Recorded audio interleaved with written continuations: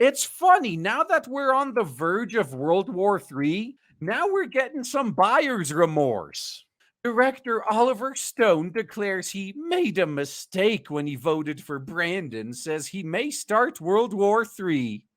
Stone warned that Brandon is dragging us stupidly into a confrontation with Russia. Yeah, something that. So when Orange Man was in the White House for 4 years, he started no new wars.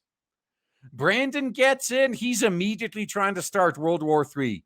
And remember the fear mongering about how, if Trump gets elected, he's going to start World War III. And he's the only president in decades that didn't start any new wars. Meanwhile, the guy that was going to save us all is leading us into World War III.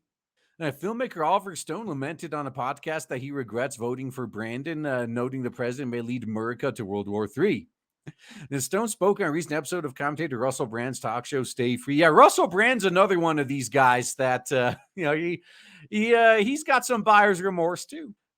Stone won international fame for his documentaries, one of which was Ukraine on Fire. The documentary is described on IMDb as one that details the ousting of Ukrainian President Viktor Yanukovych in a coup d'etat aided by the U.S. government in current year minus how many years is that? 9. Yeah. 2 years before Orange Man was put into the White House, the U.S. government was instigating a coup. Niger has a military coup, and the U.S. is shrieking about it. Like, but that's illegal. Meanwhile, just a few years ago in the Ukraine, hey, we don't like the leader in Ukraine. Let's instigate a coup to get rid of him.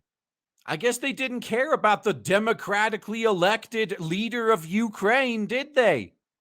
Stone spoke out about producing the documentary and how it explains the origins of the current war raging in Eastern Europe. Now, you have to look at the reasons for this war, and when you do, Americans like to simplify and say there's a question of Russian invasion of Ukraine. That's very simplistic and very black and white, he said, recounting how he produced Ukraine on Fire, which he argued explains the origins of this war and the coup d'etat of current year minus 9, which was sponsored and supported thoroughly by the U.S.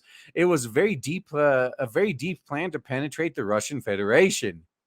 It's all Putin's fault somehow. He then slammed the neoconservative movement who started the war in Iraq, who yet remain deep inside our government, citing prominent figures like Undersecretary of State Victoria Nuland, National Security Advisor Jake Sullivan, and Secretary of State Antony Blinken.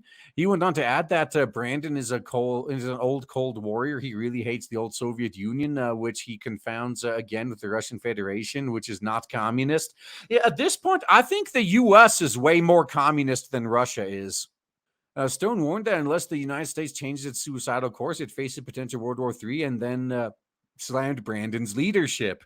Hey, anyone but Trump, right? Anyone but Orange Man, right? And this is what you get. So if we don't stop this, what Brandon is doing, this guy is, I voted for him. I made a mistake. I was thinking he was an old man. Now he would calm down.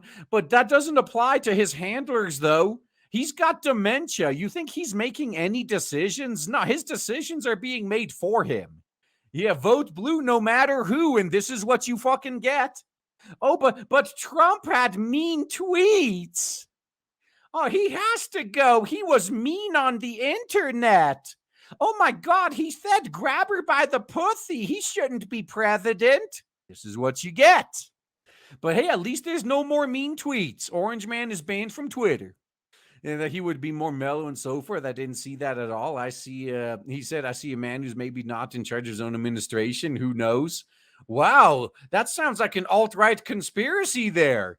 Though Stone warned, it seems like he's dragging us stupidly into confrontation with a power that's not going to give. This is their borders. This is their world. This is NATO going to Ukraine. This is a whole other story.